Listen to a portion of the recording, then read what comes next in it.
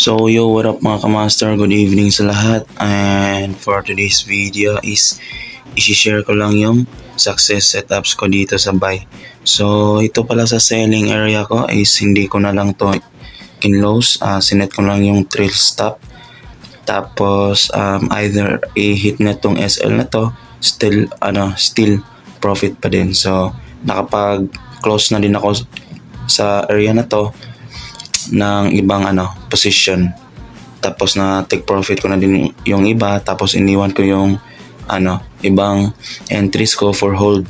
Then dito yung topic natin is about dito sa M15 na support. So dito nakita ko dito may rejection siya, rejection to sa sa higher time frame, kumbaga pullback lang ito. So magandang entry ito, pero for me hindi ako mag-entry dito sa na to rejection. Hintayin ko lang siya kung gagawa pa ba siya ng malaking bearish candle, or kung hindi, pwede din siyang entryhan pag buy basta may basta may rejection.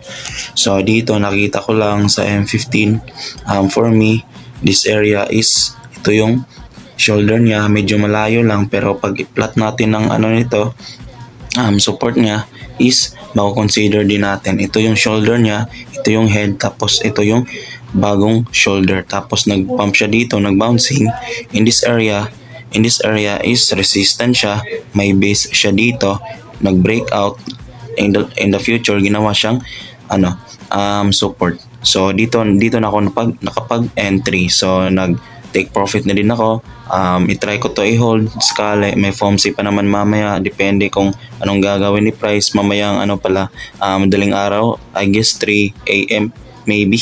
Di ko pa na-check yung calendar, so nakita ko lang sa group chat.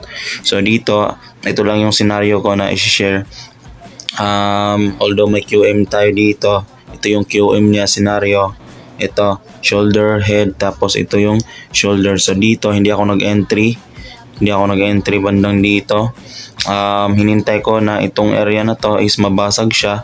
So until nabasag siya, after that bumalik siya sa level of resistance and ginawa niyang support in the future. Kaya ngayon pumping na siya. So kung hindi nyo na-gets mga kamaster, ulitin nyo lang yung video and short clip lang to. That's all I've got mga kamaster. God bless and Ipoy here.